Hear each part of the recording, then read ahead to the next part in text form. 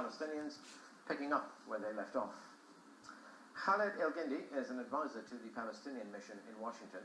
He says that before talks can move ahead, Israel needs to comply with pre-existing agreements.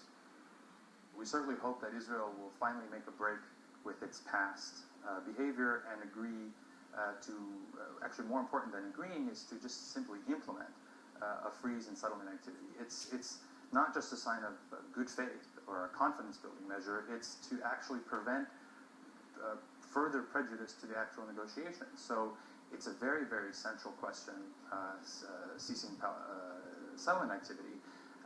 And we feel that the administration has been serious in its demand of Israel. It's not just a Palestinian request or an American demand, it's an international consensus. There's almost a unanimous international view that Israel must stop building settlements, and we hope that they will finally make a break with their past and do so. Based on what we've seen in the last week and several weeks, where they haven't necessarily been sending the right signals about their intentions. So, but it remains to be seen.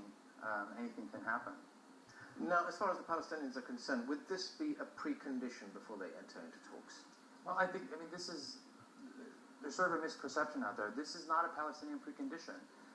In fact, it's not even a Palestinian demand. It's an international demand. It's including, first and foremost, the United States of America has demanded that Israel cease settlement activity for the reasons that I just outlined. What Palestinians have said, what the American administration has said, is that in order to have fruitful negotiations, there has to be the right atmosphere. And part of having the right atmosphere includes a cessation to Israeli settlement activity. So that's something we wholeheartedly agree with, and it's something that the international community has demanded.